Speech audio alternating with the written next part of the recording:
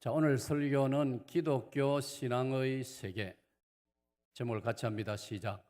기독교 신앙의 세계라는 제목으로 말씀을 드리겠습니다. 우리는 기독교 신자입니다. 우리는 크리스찬입니다.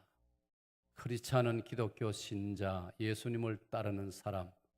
기독교 신자는 평생을 신앙생활을 하면서 살아갑니다. 그런데 우리는 세상과 구별됩니다. 세상에도 종교가 많이 있습니다. 어쩌면 헤아릴 수 없이 많습니다.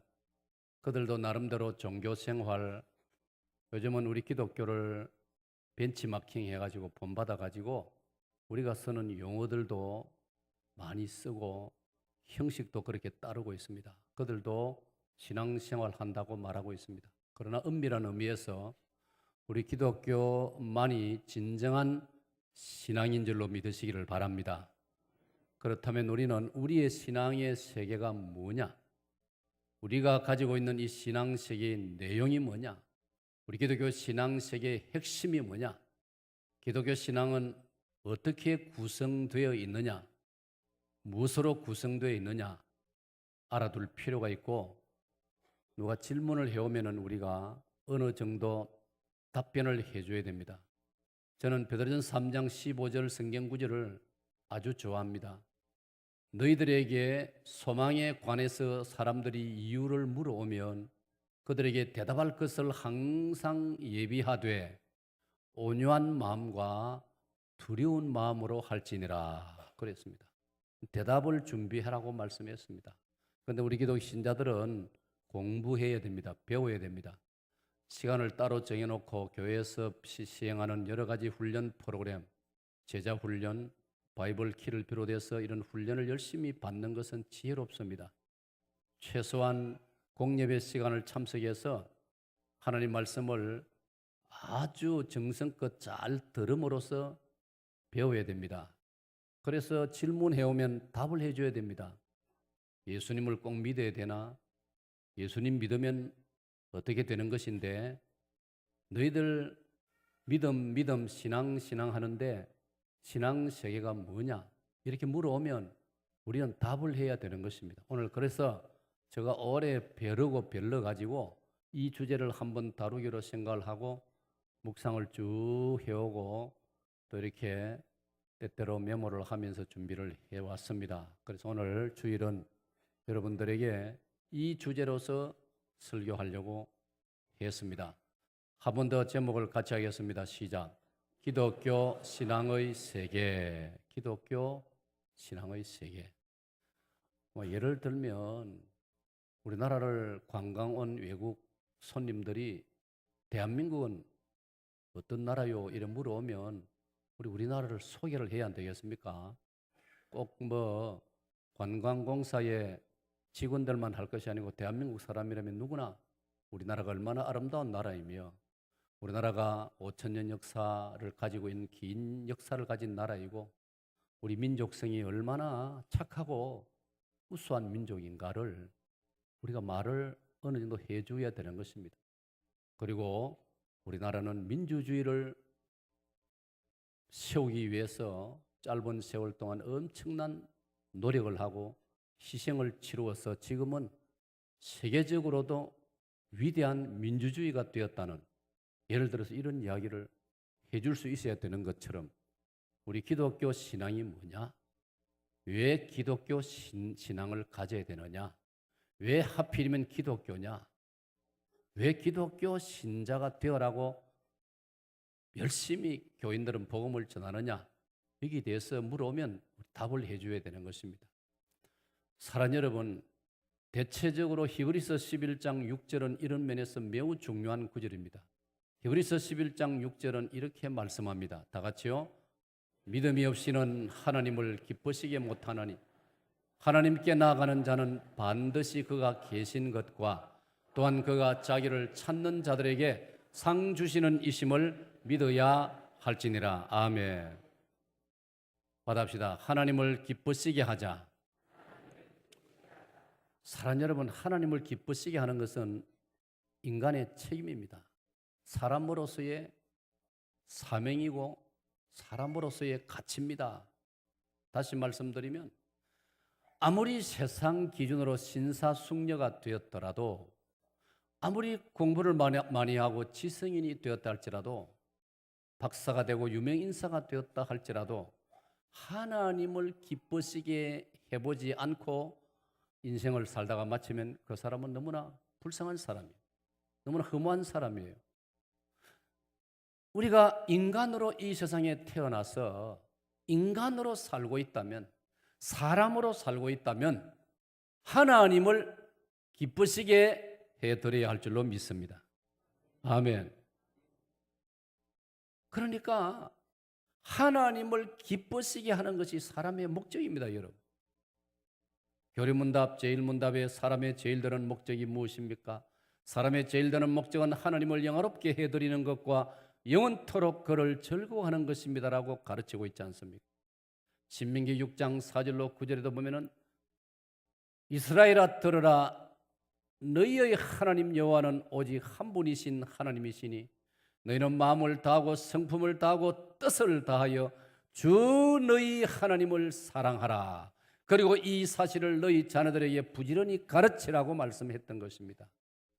하나님을 기쁘시게 드리는 것은 하나님을 하나님으로 알고, 하나님을 창조주로 알고, 하나님을 살아계신 전능하신 여호와로 알고, 그 하나님은 한 분뿐이신 절대자이심을 알고 그 하나님을 마음을 정성을 다하여 섬기는 것, 예배하는 것, 그게 바로 하나님을 기쁘시게 해드리는 것인 줄로 믿습니다. 전도서 12장 13절에도 이러이 결국을 다 들었으니 그러므로 하나님을 경외하고 그 명령을 지킬지어다. 이것이 인생의 본분이니라. 여러분, 이보다 명확한 말씀이 어디 있습니까? 인생의 본분, 인생이라면 해야 될 가장 기본적이고 가장 근본이 되는 사명이 있는데 그게 뭐냐? 하나님을 경외하고 그 명령을 지키는 거예요. 오늘도 우리 예배를 시작할 때 10계명을 교독했습니다. 그 10가지 계명을 배우고 기억하고 그 계명대로 살려고 거룩하게 몸부림치는 것, 이게 바로 인간의 본분이란 말이에요. 그런데 하나님 주신 이 아름다운 땅에 한평생 살아가면서 이런 진리에 대해서 귀를 막고 이런 것에 대해서 관심도 없고 자기 좋을 대로 자기 기분대로 자기 본능대로만 살다가 한 세상을 마쳐버린다면 비참하기 그지없다, 불쌍하기 짝이 없다 이 말이에요. 예? 시편 14편 1절 그러므로 어리석은 자는 그 마음에 이르기를 하나님이 없다 하도다.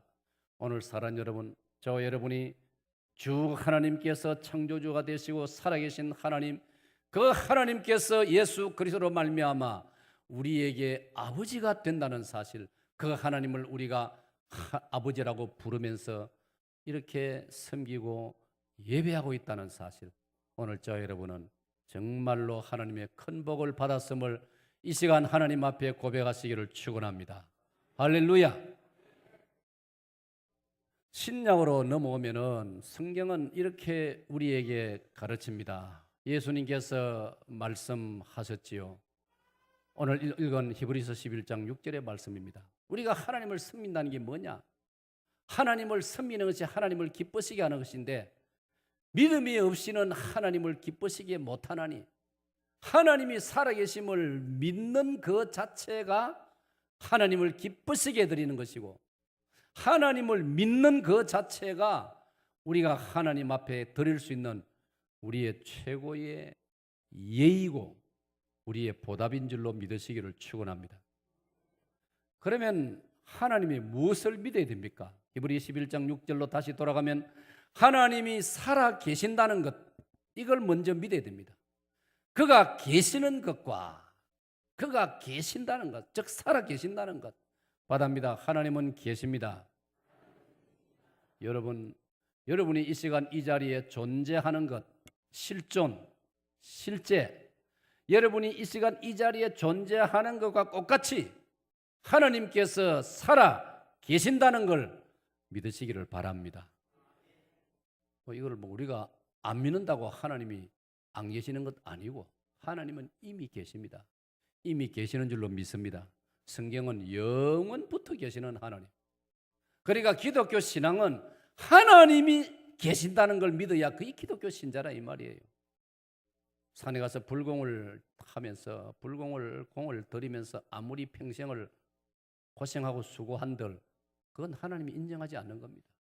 하나님이 살아계신다는 걸 믿어야 됩니다. 하나님이 살아계심으로 천지를 창조하시고 하나님이 살아계시기 때문에 하나님의 형상을 담은 하나님의 성품을 닮은 저와 여러분 우리 사람을 인간을 만들어 주셨다는 걸 믿으시기를 축원합니다. 할렐루야. 얼마나 감사합니까? 하나님 은혜가 아니었다면 우리도 하나님 아닌 다른 허망한 것을 숭배하고 섬기다가 일생을 다 보낼 수 있지 않습니까? 여러분 사람의 마음속에는 종교심이 있습니다. 로마서 1장 18절 이하를 읽어보면 사람의 마음속에는 하나님을 알만한 종교심이 있다고 했습니다. 그런데 죄로 말미암아 타락이기 때문에 하나님을 바로 알아보지 못하고 엉뚱한 우상에게 아무것도 아닌 허망한 것에다가 하나님께 바칠 정성과 경배를 바치는 불쌍한 인생이 되어버렸다라고 로마서 1장은 우리에게 가르치고 있습니다. 오늘 사랑하는 성도 여러분, 그러므로 기독교 신앙의 내용이 들어가면 뭐냐? 기독교 신앙은 하나님이 살아계심을 믿는 것이 기독교 신앙인 줄로 믿습니다. 그리고 이어서 말하기를 하나님이 계신다는 것과 자기를 찾는 자들에게 반드시 상 주시는 이심을 믿어야 할지니라. 아멘. 이건 무슨 뜻이냐면 받아입니다. 하나님은 응답하십니다. 받아십시오. 하나님은 응답하십니다. 우리가 열왕기상 18장 갈멜 산상에서 엘리야 선지자가 당시에 우상 숭배하던 바알신과 아세라 목상 숭배자들 그 선지자들 850명하고 영적인 싸움을 벌일 때 거기 우리가 그 장면을 우리가 찬송하고 있지 않습니까? 엘리야의 하나님 나의 하나님 불로 응답하신 하나님 할렐루야. 여러분 중요한 이야기입니다. 받아입니다. 우리 하나님은 응답하십니다. 우리가 하나님을 찾으면 우리가 하나님께 구하면 하나님은 응답하시는 하나님이신 줄로 믿습니다. 그 외에 모든 인간이 만든 종교, 인간이 만든 사신 우상들은 거기에는 응답이 없습니다. 왜 그렇습니까? 그런 종교는 그거는 인간이 만든 종교이기 때문에 그거는 사람이 필요해서 만든 종교이기 때문에 거기는 인격이 없습니다. 생명이 없습니다. 그러므로 아무리 노력하고 아무리 공을 들여도 거기에는 응답이 있을 수 없는 것입니다. 말씀드린 대로 열왕기상 18장 갈멜 산상에서 바알 숭배 선지자들과 아세라 여신을 숭배하는 선지자들 도합 850명은 이른 아침부터 해가 질 때까지 계속 목이 터지라고 자기들 신을 불렀습니다. 응답이 없으니까 자기들 몸을 해치면서까지 몸에 칼자국을 내면서 우리 신이여 바알이여 아세라여 이렇게 하는데도 우리에게 응답하지 않습니까? 라고 절규하고 날고 뛰고 야단법석을 벌려도 응답이 없었습니다. 너무나 당연한 이야기입니다. 여러분 받아입니다. 하나님만이 응답하십니다. 오늘 여러분이 이렇게 기억해도 좋습니다. 응답하시는 하나님 할렐루야. 다 같이 시작. 응답하시는 하나님 얼마나 좋습니까? 얼마나 감사합니까? 하나님이 우리에게 응답하신다는 사실. 시인 김소월 씨는 불러도 대답 없는 이름이요 부르다가 응답이 없으므로 내가 부르다가 죽을 이름이요. 그가 뭘 염두에 두고 했는지, 사랑하는 연인을 염두에 두고 시를 쓴 것인지, 조국을 염두에 두고 시를 쓴 것인지. 여러분 인간은 내가 필요해서 불러도 그때 응답해 줄 수 없습니다. 인간은 무능력하기 때문에, 내가 약한 것처럼 인간도 약하기 때문에, 저 사람도 약하기 때문에, 그러므로 사람을 너무 원망할 필요가 없어요. 내 당신 때문에 절망했다 낙심했다 할 필요도 없어요. 그 사람이 나를 실망시킨 것처럼 나도 당신도 다른 사람을 실망시킬 수 있는 게 인간이라 이 말이에요. 그러므로 성경은 오직 하나님만 바라보라. 할렐루야. 여호사밧 왕처럼 저는 그 여호사밧의 기도를 너무나 좋아합니다. 역대하 22장의 여호사밧 왕의 기도처럼 주여 오직 주만 바라보나이다. 할렐루야. 주만 바라보시기를 축원합니다. 이게 기독교 신앙입니다, 여러분. 주만 바라보는 것입니다. 우리 하나님은 창조주시요, 우리 하나님은 섭리자시요, 우리 하나님은 주권자시요, 우리 하나님은 인격자시요, 우리 하나님은 전능하신 분이시기 때문에 우리의 간구에, 우리의 기도에, 우리의 호소에, 우리의 절규에 응답해 주시는 줄로 믿습니다. 여러분, 이게 기독교 신앙의 세계입니다. 하나님은 그를 찾는 자들에게 반드시 상 주시는 이심을 믿으라고 히브리 11장 6절이 말씀하고 있다 이 말이에요. 그건 바로 반응하시는 하나님, 응답하시는 하나님. 그 우리 노래 가운데 나오는 것처럼 나의 작은 신음에도 응답하시는 하나님. 여러분의 작은 신음 소리까지 듣고 계시는 하나님이신 줄로 믿습니다. 믿습니다. 우리 필요에 따라 때로는 외치면서 소리를 지르면서 통성으로 기도할 수도 있습니다. 그러나 때로는 내 마음에서 신음하는 마음으로, 단어로 언어로 표현을 안 해도 내 마음에서 언어를 표현하면서 주님을 찾으면서 우리가 절규할 때 하나님께서는 우리 마음의 신음소리까지 듣고 계시는 하나님이신 줄로 믿습니다. 얼마나 감사합니까? 응답해 주시는 하나님. 네? 우리가 자랄 때, 어릴 때 어머니가, 엄마가 왜 좋습니까? 본능적으로 엄마는 자식의 소리에 가장 먼저 응답하시는 분이 어머니라 이 말이에요. 네? 아버지는 때로 잘 못 알아들어도요, 어머니는 그 아이의 음성을 알아듣는단 말이에요. 아이를 키울 때 아버지는 세상 모르고 코를 골고 자더라도요, 어머니는 자다가도 아이의 신음소리에 깬단 말이에요. 그리고 응답을 한단 말입니다. 그게 하나님이 어머니들에게, 여성들에게 주신 본능이라 이 말이에요. 바로 그 하나님께서 우리의 모든 간구의 소리에 응답해 주시는 줄로 믿습니다. 얼마나 다행입니까? 얼마나 우리는 기쁩니까? 얼마나 행복합니까? 이 하나님을 섬기고 있다는 것. 저는 아무리 생각해도 제가 기독교 신자가 되었다는 사실, 제가 목회자이기 전에 기독교 신자라는 사실이 얼마나 다행이고 감사한지요. 그래서 저는 사도행전 26장 29절 말씀을 참 좋아합니다. 바울 사도가 복음을 전한다는 죄로, 그 죄도 아닌데 그걸 죄라고 해가지고 붙잡혔습니다. 묶였습니다. 밧줄에 묶였습니다. 재판을 받습니다. 이 바울을 재판하는 자가 아그리빠 왕과 베스도 총독입니다.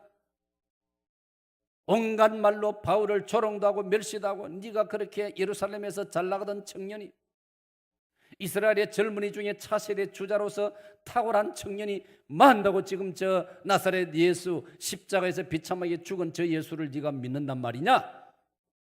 그때 사도행전 26장 29절에 바울 사도는 뭐라고 말했습니까? 아그리빠 왕이요, 베스도 총독이요, 나는 여러분도 나처럼 기독교 신자가 되기를 바라나이다. 할렐루야. 할렐루야. 오늘 여러분 이런 자부심이 있습니까? 예수님 믿는 것이 못할 일을 하는 것처럼 생각합니까? 그런 분들 계시다면 하나님 앞에 반성해야 됩니다. 가장 자랑스러운, 가장 가치 있고 보람 있는 일을 여러분이 하고 있다는 걸 하나님 앞에서 깨달으시기를 바랍니다. 감사하시기를 바랍니다. 네? 어쩌다가 다른 종교에 내가 몸을 담고 다른 종교의 신도가 되었다면 생각만 해도 끔찍합니다. 끔찍해. 기독교 신자가 되었다는 사실, 주 예수 그리스도를 나의 구주로 믿는다는 사실, 나를 도우시는 인격적이신 보혜사 성령님을 모시고 있다는 사실, 할렐루야. 이걸 여러분 한 분 한 분이 제대로 성경적으로 더 깊이 알 수만 있다면 여러분들은 너무나 행복하다는 걸 하나님 앞에 고백하게 될 것입니다. 이 은혜가 있으시기를 축원합니다. 축원합니다. 오늘 읽은 마태복음 8장 1절로 13절에 보면은 많은 병자들이 예수님을 찾아오고 있습니다. 예수님이 움직이시는 곳마다 수많은 병자들이 어디서 소문을 들었는지 양 사방에서, 전국에서 복음을서를 자세히 읽어보면은 요단강 건너 동편에서 지금의 요르단, 시리아, 이라크 이런 지역에서까지, 오늘의 레바논 지역에서까지 예수님을 만나려고 사람들이 몰려들고 있습니다. 여러분, 예수님 무슨 선전을 했습니까? 방송에 무슨 PR을 했습니까? 홍보를 했습니까? 사람의 입에서 입으로 이렇게 소식이 전해져 가지고 사람들이 예수님을 몰려오고 있습니다. 왜 몰려왔습니까? 오늘 본문에 보면 병 고침을 받으려고 왔습니다. 사랑하는, 오늘도 이 시간 예배드리면서 여러분 중에 육체의 연약함과 아픔이 있는 경우도 있을 것입니다. 예배드리는 중에 하나님 은혜로 치유의 역사가 일어나기를 축원합니다. 사랑하는 여러분, 어디 육체의 병뿐입니까? 우리는 얼마나 많은 고통을 가지고 살아가지 않습니까? 고통 없는 사람이 누가 있습니까, 여러분? 우리가 이 땅에 존재하고 있다는 것은 고통 속에 산다는 뜻입니다. 이 고통의 차이는 있겠지만 고통이 없는 사람은 아무도 없습니다. 제가 자주 쓰는 어법을 빌리면, 목사님 나는 고통이 없어요. 그 사람 어찌해야 되겠습니까? 특별 감사금을 드려야지요. 진짜입니다. 이야기는 좀 재밌는 이야기지만 사실은 진리입니다. 목사님 나는 고통 없이 지금까지 살아오고 있습니다. 그런 분은 오늘은 준비 미처 못했으면 다음 주일 큰 헌금을 하세요. 우리도 뭐 살아가면서 맨입으로 그런 말 하지 않습니까? 맨입가 되겠습니까? 하나님 앞에 큰 감사의 예물을 드려야지요. 오늘 이 마태복음 8장의 본문을 들여다보면은 신앙이 뭐냐? 기독교라는 게 뭐냐? 기독교 신앙의 세계 안을 들여다보면 뭐냐? 그걸 말해주고 있습니다. 첫 번째가 뭐냐? 고통입니다. 다 같이 따라합시다. 고통. 자, 오늘 네 가지로 말씀드립니다. 잘 들으세요. 기독교 신앙 세계의 안을 들여다보면 첫째는 고통입니다. 오늘 여기 목사님 나는 아무런 고통이 없어요 하는 분은 어쩌면 예수님 안 믿어도 되는 사람이에요. 왜? 마태 11장 28절에 예수님께서 누구를 불렀습니까? 어떤 사람을 불렀습니까? 수고하고 짐진 자들아 다 내게로 오라. 바꿔 말하면 나는 아무 걱정이 없어요. 나는 아무 아픔도 없어요. 나는 아무 고통도 없어요. 그런 사람은 어쩌면 예수님 별로 필요하지 않을 것입니다. 사랑하는 여러분, 마태 9장 12절 13절을 보면은 이렇게 예수님께서 말씀하십니다. 건강한 자에게는 의사가 필요 없고 병든 자에게라야 의사가 필요하나니 나는 죄인을 찾아서 불러서 회개시켜 구원하러 왔노라. 할렐루야. 그런데 여러분, 병든 사람, 고통이 있는 사람, 힘들어하는 사람, 아파하는 사람, 절규하는 사람, 말 못할 고통을, 고민을 안고 있는 사람, 그런 사람들이야말로 예수님께로 나와야 하는 것입니다. 할렐루야. 이게 복음입니다, 여러분. 그래서 복음입니다. 유앙겔리온, 굿 뉴스. 그래서 좋은 소식입니다, 여러분. 주 예수님께로 나오시기를 축원합니다. 사람 찾아가면요, 한두 번은 왔나 응오냐 들을지 모르지만은 자꾸 찾아오면 별로 안 좋아합니다. 개척교를 해가지고 성공한 사람, 성공이라는 말 난 별로 안 좋아하는데 그러나 다른 표현이 적절히 없으니까 개척교를 해가지고 성공한 목회자들의 공통점이 뭐냐? 사람 찾아가지 않고 하나님을 끝까지 찾은 분들이 성공합니다. 너무 인맥을 의지하고 너무 사람만 찾아다니면요, 자생력이 없어져요. 하나님과 부딪혀야 돼요. 하나님과 대면해야 됩니다. 제가 알기로 우리 사익동 교회도 출발부터 그런 정신을 가지려고 몸부림친 교회입니다. 그래야 됩니다. 제가 섬겼던 서울시민교회도 출발할 때 우리 다른 사람의 도움을 요청하지 말자. 몇 사람 안 됐지만 우리끼리 하나님 앞에서 몸부림쳐보자. 지금 여러분 서울 강북쪽에서는 우리 고신총회에서 가장 건강하고 능력 있는 교회가 되었지 않습니까? 받합시다. 하나님만을 바라보자. 하나님께로 나오자. 하나님을 찾아야 됩니다. 여러분, 사람 붙들고 울고 불고 사람 찾아가서 미주알 고주알 원망하고 그러지 마십시오. 여성 여러분, 결혼한 지 얼마 안 되는 우리 자매 여러분들, 뼈떡하면 친정부모한테 신랑 고소하고 고발하고 그러지 마세요. 어떤 남자는 보니까 또 결혼했는데 자기 어머님에게 자기 부인에 대해서 미주알 고주알 다 일러바치는 못난 남자도 있어요. 그러면 안 됩니다. 박 목사님 결혼해서 안 그랬지? 솔직히 내가 알 수가 있나 대답은 하지만 그래 잘했어요. 하나님께 말씀드려야 됩니다. 아멘. 아멘. 하나님께 말씀. 사무엘상 3장을 보면 어린 사무엘 일찍이 젖대자마자 실로 성전으로 보내졌습니다. 어머니 한나가 아예 젖대자마자 사무엘을 엘리 제사장에게 맡겨버렸습니다. 여러분, 놀랍게도요, 사무엘은 엄마 보고 싶다고 쪼로로 엄마 찾아 집으로 라마라는 저 집으로 달리 안 갔습니다. 끝까지 실로 성전을 지켰습니다. 그 어린 나이에 실로 성전에서 잠을 자고요, 어린 나이에 그것도 실로 성전 안에 한 구석의 모퉁이에 지 혼자 잠을 잤습니다. 얼마나 무섭겠습니까? 그 어린 나이에. 그런데도 그렇게 훈련을 했습니다. 그래 훈련 받았기 때문에 사무엘은 당당한 선지자로 하나님의 종으로 한 시대를 감당할 수 있었다는 사실을 우리가 놓쳐서는 안 되는 것입니다. 사랑하는 여러분, 오늘 수많은 고통을 가진 사람들이 예수님에게로 나오고 있습니다. 그들 중 오늘 본문을 보니까 나병 환자, 귀신 들린 자, 중풍병자들, 날 때부터 걷지 못하는 사람들, 앞을 보지 못하는 사람들, 마태복음 3장 끝을 보면은 각색 병 들린 자들, 수많은 자들이 예수님에게로 나왔습니다. 그렇습니다.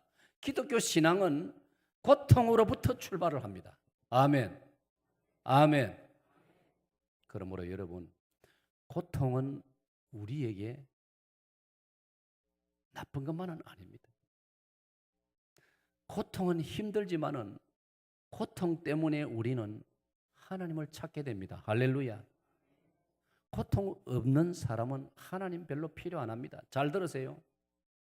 우리나라도 지금 국민 소득을 높이려고 몸부림치는데 저는 한면으로 지금 정도로 족하지 않느냐. 우리 1인당 국민 소득이요, 뭐 핀란드인지 어딘지 그 나라는 1인당 소득이 6만 달러, 7만 달러, 스위스는 지금 8만 달러랍니다. 부럽습니까? 너무 잘 살면요 하나님 안 찾습니다.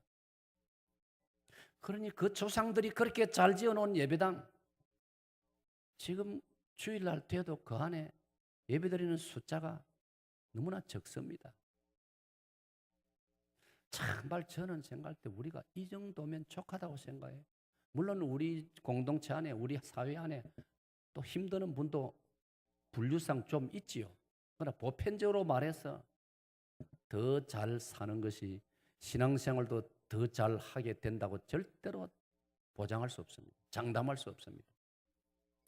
성경을 보니까 고통이 있을 때 사람은 하나님을 찾습니다. 아멘. 오늘 여러분 가운데 인생길에서 고통이 있었기 때문에 주님을 찾아오고, 고통이 있기 때문에 하나님을 바라보고 기도를 하게 되고 새벽 제단을 넣을 수 있다면 그것이야말로 축복인 줄로 믿으시기를 축원합니다. 축원합니다. 그러므로 여러분, 여기에 대해서 너무나 우리에게 아주 감동적인 말씀이 있습니다. 시편 119편 67절 말씀이 있습니다. 시편 119편 67절 찬양대 시작.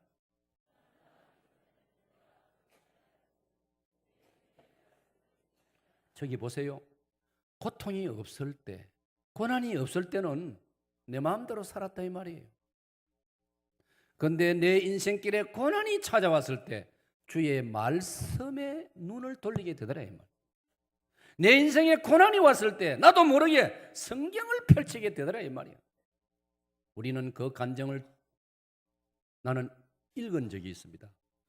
한때 우리나라 온 국민을 즐겁게 했던 후라이보이 곽규석 씨. 그가 잔뜩 빚을 짊어지고 일본으로 도망을 갔습니다. 일본 동경의 어느 허름한 호텔에서 인생을 이제는 끝내고 싶어가지고 우리 온 국민을 즐겁게 하던 그 사람이 빚에 몰려가지고 탈출구가 없어가지고 죽음을 생각했을 때 그 호텔 방에 있는 기도원 성경책이 눈에 띄고 그 성경책을 펼쳤습니다. 호텔 들어간 사람이 성경 그 보는 사람 100명 가운데 한 명도 없습니다. 안 봅니다. 답답한 일이 없는데 호텔에 갈 정도 되는데 뭐가 아쉽습니까? 참 기도원 협회 고생 많아요. 읽지도 않는 성경 방마다 갖다 놓는다고 진짜 고생이에요. 저는 기도원 성경을 통해서 중학생 때 은혜를 받은 사람이 우리 어릴 때 성경이 어디 있습니까? 지금이야 성경을 뭐 갖다 보라고 뒤에도 꽂아도 놓지만 우리 어릴 때 성경이 어디 있습니까? 성경 하나 갖고 싶어가지고 어느 날 기도원 협회가 저희 중학교를 방문해가지고 기도원 설명을 하면서 성경을 하나씩 나눠주는데 물론 조그만 신약만 있는 신약과 시편이 있는 조그만 포켓육 얼마나 그 받았을 때 제가 행복했는지 곽규석 씨가 성경을 그가 잘 나갈 때 성경을 펼쳤겠습니까? 그가 잘 나갈 때 하나님을 찾았겠습니까?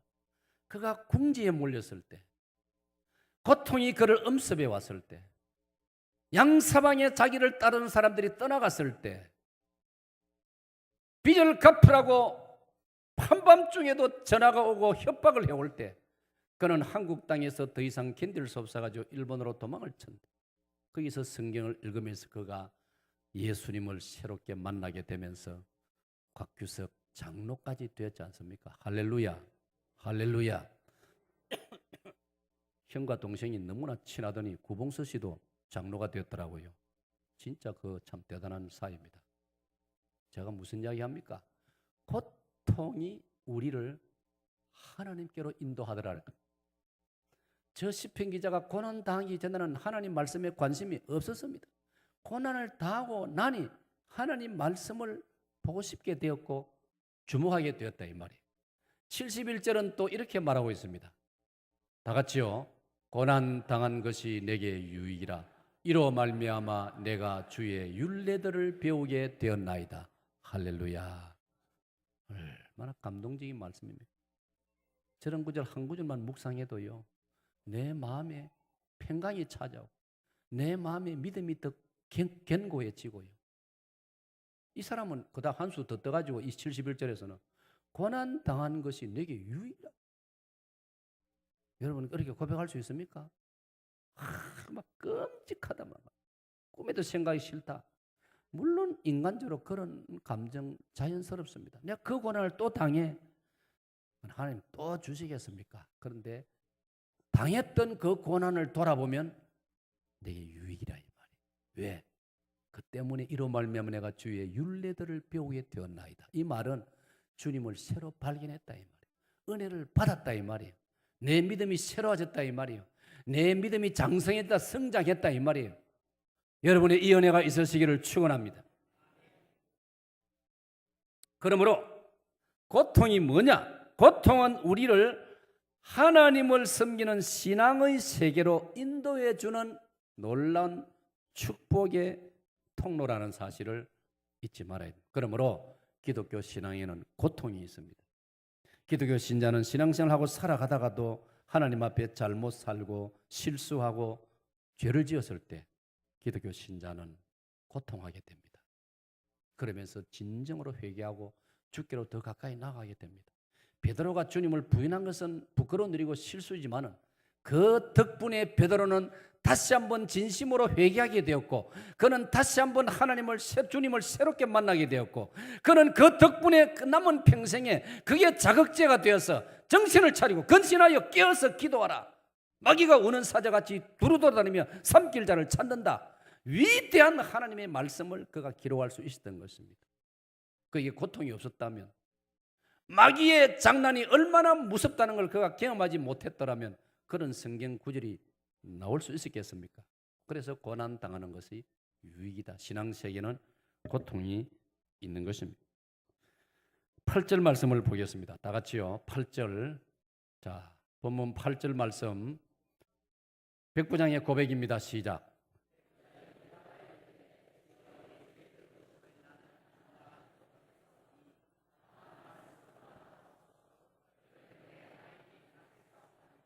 할렐루야.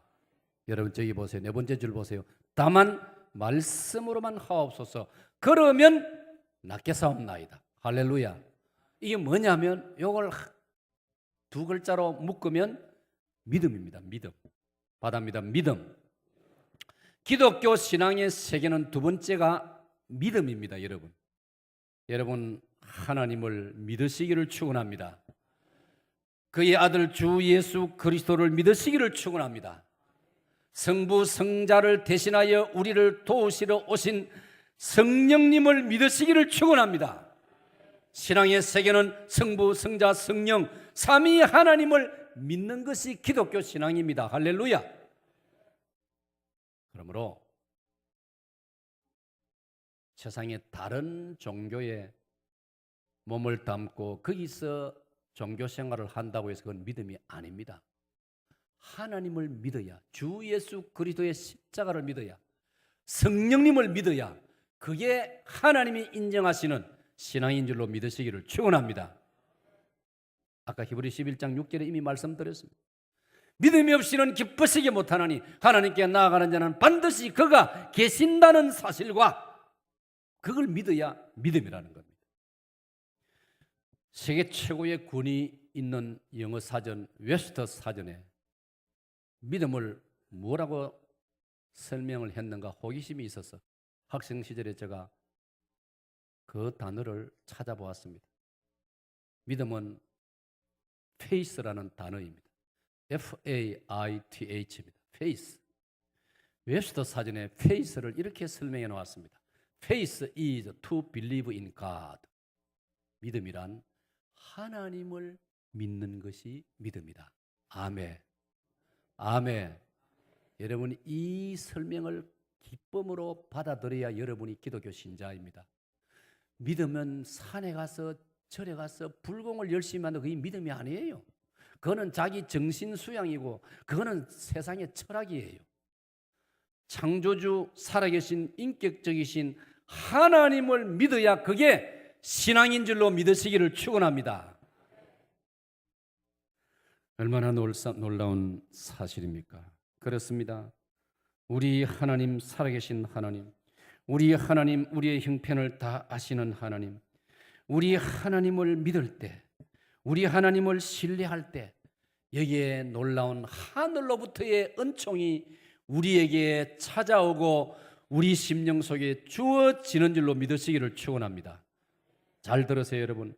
그러므로 우리 기독교 신앙의 믿음은 나의 하나의 상상이거나 내 감정으로 끝나는 게 아닙니다. 감정도 한 요소를 이루지만은 감정이 전부가 아닙니다. 내가 그냥 마음으로 믿어야 되겠다. 내 느낌 그 정도가 아닙니다.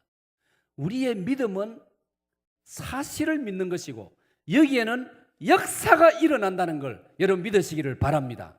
조금 전에 제가 히브리 11장 6절을 인용해 드렸습니다.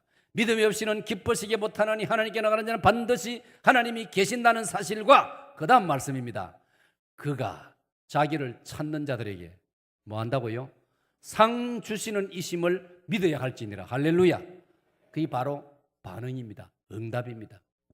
우리 기독교 신앙만이, 우리 기독교 신앙 세계만이 응답이 있는 줄로 믿으시기를 축원합니다. 반응이 있는 줄로 믿으시기를 축원합니다. 아까 말한 대로 바알 선지자, 아세라 선지자 850명이 하루 종일 뛰고 춤추고 땅을 굴리고 통곡을 하고 나중에는 자기들 몸을 상하면서까지 자기들 우상신을 보고 응답하라고 외쳤지만 아무 소식이 없었습니다. 마지막 순간에 그러면 이제 내 차례다. 엘리야스가 나서가지고 아브라함과 이삭과 야곱의 하나님이여 이 불신앙적인 이스라엘 이 백성들 앞에 하나님이 되심을 응답하여 주시옵소서. 할렐루야. 그랬을 때 하늘로서 불이 내려와 가지고 엘리야가 부어놓았던 그 고랑에 12개 돌을 세우고 12지파를 상징하는 12개 돌을 세우고 그 고랑에다가 물을 가득히 채워놨는데 하늘로서 불이 내려가지고 그 고랑의 물을 완전히 바짝 마른 흙처럼 되기까지 완전히 물을 그 불이 내려와서 불태우고 말려버린 줄로 믿으시기를 축원합니다. 그때 이스라엘 백성들이 열왕기상 18장 22, 23절에 여호와만이 우리 하나님이시니다, 여호와만이 우리 하나님이시니다 외치는 장면들이 나옵니다. 여러분, 이스라엘 백성이라면 그런 사건이 일어나지 않더라도 그런 고백을 하고 하나님을 섬기고 살아가야 되는 것입니다. 아멘. 오늘 여러분 중에 아이고 목사님 우리도 저 마당에 가서 골 좀 파놓고 안 그래도 비가 내리고 있으니까 불이 내려와서 주상 물 다 바짝 말라버리도록 담임 목사님 한번 능력의 기도를 한번 해보이소. 그래 할 사람 아무도 없지요. 그렇게 말하는 사람이 있으면 답답합니다. 왜? 하나님은 우리의 필요에 따라서 하는 게 아니에요. 하나님이 결정하시는 거예요. 하나님이 원하신다면 오늘도 그래 할 수 있어요. 아멘. 아멘. 저는 그렇게 믿어요. 하나님께 기도하여 소소한 이런저런 응답들을 제가 많이 받고 있습니다. 그러니 저는 그래 믿고 있어요. 하나님께서 판단하셔서 필요하다고 하신다면 지금 이 자리에서도 기적이 마구 무수히 일어날 수 있는 줄로 믿습니다. 그런데 하나님께서는 제가 알고 있는 성경에 의하면 기록된 신구약 66권으로 하나님의 계시는, 하나님이 우리 인간에게 자기를 나타내는 계시는 이 성경으로도 충분한 줄로 믿습니다. 바꾸고 말하면 이 성경도 안 믿으면서 기적 한번 주의소. 그건 잘못된 것이라 순서가. 이 성경을 믿는 사람에게 기적이 나타나는 거예요. 여러분 성경 66권 다 믿고 있습니까? 아이고, 읽으면서도 이런 생각이 들 때가 있지 않습니까, 여러분? 그게 점점 바뀌어져 가지고 이 성경 말씀을 아까 제가 요하셀에 서약할 때처럼 성경은 정확무오한 하나님의 말씀으로 우리가 어떻게 구원을 받으며 기독교 신자로 어떻게 살아가는 데에서 우리에게 정확하게 가르치는 우리의 신앙과 생활의 표준이 된다는 걸 여러분 믿으시기를 축원합니다. 할렐루야. 우리가 이 믿음을 가질 때 하나님은 우리에게 능력을 주시는 줄로 믿습니다.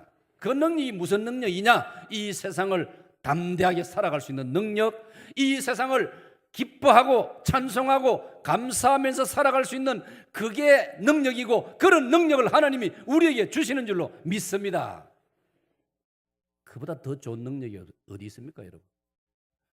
상황과 관계없이 내 심령 속에 기쁨이 넘치고, 환경과 관계없이 내 입에서 노래가 터져나오고, 하박국 선지자의 고백처럼, 하박국 3장 17, 18절의 고백처럼 내 무화과 나무 밭에 포도나무 밭에 소출이 없으며 우리 집 외양간에 나귀도 없고 또 뭡니까? 소도 없지만은 나는 바다입니다. 나는 여호와로 인하여 즐거워하며 기뻐하리로다. 할렐루야. 그게 믿음이라 이 말이에요. 적어도 하나님이 상대하고 싶어 하시는, 하나님이 한번 보고 싶어 하시는 믿음은 그런 믿음입니다. 아멘. 할렐루야. 믿음의 세계 세 번째가 요소가 뭐냐, 구성이 본문에 보니까요 13절입니다. 자, 13절 다 같이 읽습니다. 시작. 예수께서 백부장에게 이르시되 가라, 내 믿은 대로 될지어다 하시니 그거 즉시 하인이 나으니라. 아멘. 무슨 말이냐? 바다입니다. 치유. 다른 말로 하면 바다입니다. 회복. 우리 기독교 신앙의 세계에는 치유가 있습니다. 회복이 있습니다. 할렐루야. 여러분 주일날 오실 때 혹시 여러분 중에 한 주간 살아오다가 이런저런 아픔이 있습니까? 갈등이 있습니까? 고민이 있습니까? 마음 상한 것이 있습니까? 상처가 있습니까? 사람이니까 있을 수 있습니다. 그러나 이 시간 예배 드리는 중에 성령으로 말미암아 하나님 말씀을 받는 중에 여러분의 심령 속에 치유가 일어나고 있다는 사실을 믿으시기를 축원합니다. 이것이 우리 기독교 신앙의 세계입니다. 여러분. 확실합니다, 여러분. 그러므로 여러분, 적어도 주일 예배를 통하여 여러분들은 예배 때마다 치유를 맛보시기를 축원합니다. 하나님께서 치유해 주신 줄로 믿으시기를 바랍니다. 말라기 4장 2절, 여호와를 경외하는 자에게는 의로운 태양이 떠올라서 치료하는 광선을 발하리니 그가 외양간에서 나온 송아지같이 뛰며 놀리라. 할렐루야. 찬양대 시작.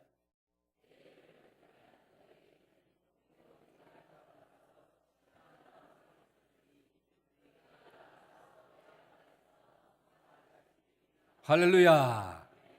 여러분, 이것이 바로 기독교 신앙 세계에 하나님이 주시는 치유의 은총인 줄로 믿습니다. 이게 우리들 예배 속에서 일어나는 하나님의 선물인 줄로 믿습니다. 그럼 여러분, 이 믿음을 가지고 오십시오. 조용기 목사님, 지금은 이제 연세도 많습니다. 잘 모르겠어요, 지금은. 그러나 그분이 젊은 시절에 한창 영이 맑고 정말 한국의 어느 목회자보다 하나님을 사랑하고 교회를 사랑하고 영혼을 사랑할 때 역사가 많이 일어났습니다. 어떤 목사님에게 질문했습니다. 목사님, 저도 목사님처럼 치유 목회를 좀 하고 싶은데 어떻게 하면 예배 중에 역사가 일어날 수 있습니까? 목사님 답변이 뭔지 아십니까?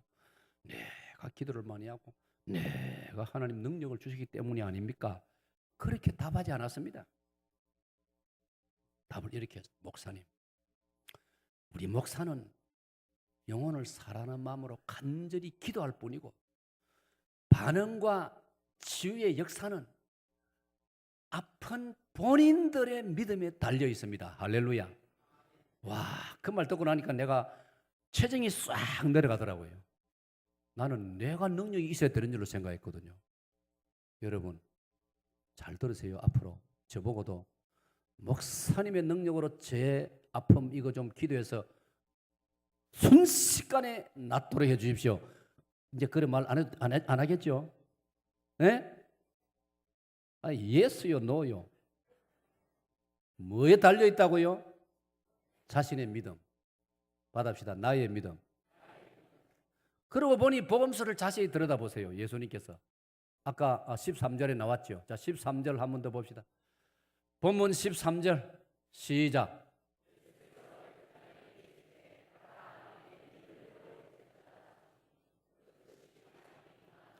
참 희한하지 않습니까? 이 성경을 어릴 때부터 신학생 시절에 교육자 시절에 많이 읽었는데 그냥 아이고 내가 능력이 많아야 우리 교인들을 위해서 내가 기도하면 떨컥떨컥 낫고 교인들이 막 아픈 문제를 가지고 기도하러 오면 내가 기도했는데도 별 반응이 효과가 없으면 안 나오면 어떻게 할까? 이런 걱정이 대부분 우리 목회자들에게 있다 이 말이에요. 근데 저 성경 구절도 보세요. 받읍시다. 네 믿은 대로 네 믿은 대로 쳐다. 그러니까 바꿔 말하면 받읍시다. 나의 믿음대로. 여러분이 충분히 자기의 믿음을 가지고 또 성경에 보면은 야고보서 5장 16절 이하에 우리 교회 장로들은 그거는 목사 장로를 포함한 우리 교회 지도자들은 아픈 사람을 위해서 기도해 주라고 했으니까 우리는 기도해 줘야 되고 결정적인 열쇠는 여러분 자신의 믿음에 달려 있다는 걸 성경이 말씀하고 있습니다. 여하튼 제가 강조하는 것은 우리 기독교 신앙의 세계에는 치유가 있다는 것입니다. 할렐루야. 받습니다. 치유, 회복. 그냥 무덤덤한 종교가 아닙니다. 우리는 맹숭맹숭한 맹숭이 맞나 그런 것이 아닙니다. 우리는 받읍시다. 치유, 회복, 역사, 반응, 변화. 이것이 우리 진리에는 우리 신앙생에는 있는 줄로 믿으시기를 축원합니다. 얼마나 감사합니다. 마지막으로 4절을 보겠습니다. 본문 4절. 4절 말씀 다 같이 읽습니다. 전체 4층 5층 전부 다 읽습니다. 4절 시작.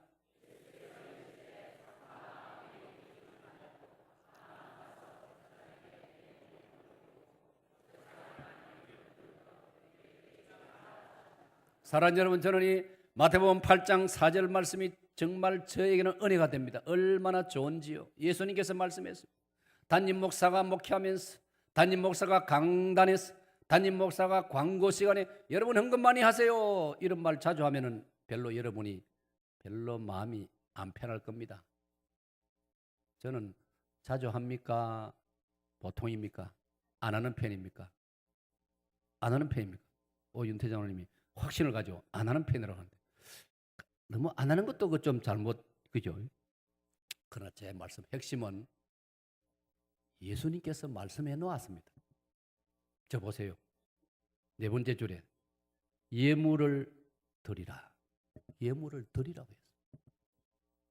여러분 믿음으로 기쁜 마음으로 예물 드리는 신자들이 되시기를 축원합니다.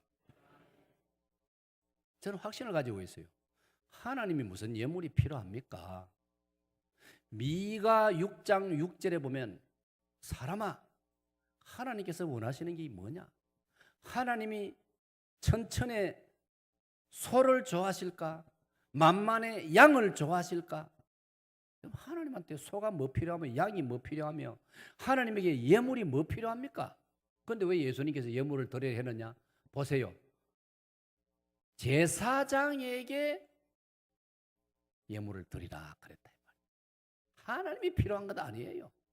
물론 신학적으로 원리상으로 하나님께 드리는 것이지요. 그러나 현실적으로는 제사장에게 드리는 거예요. 여기 제사장의 말은 지금으로 말하면 교회를 가리키는 거예요. 교회를 통하여 하나님께 여러분이 예물을 드리는 것입니다. 그럼 왜 예물을 드리려 했느냐? 이거는 말 그대로 바다입니다. 예물. 다시 예물. 옛자가 붙었기 때문에 중요한 겁니다. 그냥 물질은 세상 사람도 다 물질 가지고 있고 세상 사람도 물질 주고받고 세상 사람도 물질 좋아하고 선물 좋아하고 더 이상한 인간들은 뇌물 좋아하고 물자 똑같습니다. 물자 앞에 뭐가 붙느냐가 중요한 거예요. 오늘 성경이 말하는 것은 예물입니다. 다시 한번 예물. 예물이란 말은 말 그대로 예의를 차리는 표시라 이 말이에요. 예의를 차리는 표시. 사람이 예의가 있어야 됩니다, 여러분. 고린도전서 13장 5절에 보니까 사랑은 무례히 행하지 아니한다고 했습니다. 하나님을 사랑하는 사람은 예의가 있다 이 말입니다. 그 예의 중에 하나를 오늘 마태 8장 4절에서 예수님은 예물을 하나님께 드리라. 제사장을 통해서 교회를 통해서 드리라. 마태 6장 21절에 물질이 있는 곳에 네 마음이 있다고 했습니다. 예물이 가는 곳에 내 마음이 따라가는 거예요. 교회를 사랑합니다. 주님을 사랑합니다. 하나님을 사랑합니다. 죄 용서 받고 구원받고 기독교 신자로 살아가는 것 하나님 감사합니다. 그게 예물로서도 표현돼야 되는데 적어도 주일날 그리고 내용을 들여다보면 적어도 십자가 아니고 하도 십자가를 불러서 하니까 십자가 아니고 뭐죠? 11조가 하여튼 중요해요. 십자가, 십계명, 그 다음에 11조. 다 10십자입니다, 여러분. 11조입니다. 받합니다. 11조. 그 다음 뭡니까? 감사 예물입니다. 오늘 사랑하는 여러분, 저는 우리 사역동교회 모든 성도들이 적어도 세례를 받은 세례교인 이상 성도들이라면 하나님 앞에 11조와 감사 예물은 예의입니다. 예의. 기본 예의입니다. 하나님 앞에. 예물입니다. 예물. 하나님께 예의 지키시기를 축원합니다. 하나님께 예물 드리시기를 축원합니다. 나는 이 사람을 여러분 알다시피 몇 년 전에 성경에서 발견하고 정말 이 사람 내가 매력을 느끼고 있습니다. 열왕기하 5장 5절 6절에 나오는 아람 왕입니다. 나만 장군이 모시고 있는 아람 왕. 나만 장군 몸에 나병 들어서 그 강대국 아람에서는 고칠 길이 없어가지고 자기 집에 머무는 하녀, 포로로 잡은 히브리 소녀, 이스라엘 소녀, 우리나라에 가면 하나님의 종이 있는데 엘리사 선지자가 계시는데 그분 앞에만 가서 부탁드리면 이 병도 나을 수 있습니다라고 했을 때 그 안주인이 자기 남편에게 말했고 나만 장군이 이 사실을 받아들이고 이스라엘 땅으로 엘리사 선지자를 만나러 가기 위해서 왕에게 허락을 받으러 갔습니다. 그때 아람 왕이 뭐라고 했습니까? 가거라. 네 병만 고칠 수 있다면 가거라. 근데 그 말로 끝내지 않았습니다. 야, 이 사람아, 맨손으로 갈 수 있나? 빈손으로 갈 수 있나? 그래서 사람이 예의가 있어야지. 예물을 가지고 가거라. 두 분량 예물을 준비했습니다. 하나는 이스라엘 왕에게 드리는 예물, 하나는 엘리사 선지자에게 드리는 예물. 멋있는 왕입니다, 여러분. 이방 나라지만요, 여호와를 잘 모르는 왕이지만은 인간미가 있는 왕입니다. 여러분, 사람이 인간미가 있어야 됩니다. 예의가 있어야 됩니다. 하나님께 예물을 드릴 줄 아는 사람. 이게 기독교 신앙 세계의 4가지 요소 중에 마지막 한 가지가 예물입니다. 받아봅시다. 예물. 저는 우리 교회 모든 세례교인들이 11조와 매주 감사 예물 드리는 일에 기쁨으로 하나님 말씀 앞에 동의하시고 더 적극적으로 참여하시기를 주의 이름으로 축원합니다. 복습하고 마치겠습니다. 자, 제목을 다 같이 시작. 기독교 신앙의 세계. 한 번 더 시작. 자, 제가 4가지를 말씀드려요. 기독교 신앙의 세계를 들여다보면 4가지로서 구성이 된다. 요소가 4가지 요소가 있다. 첫째가 뭐라고요? 고통이 있습니다. 둘째가 믿음, 셋째가 치유, 넷째가 예물. 자, 연달아서 4가지 하고 마치겠습니다. 시작. 고통, 믿음, 치유, 예물. 할렐루야.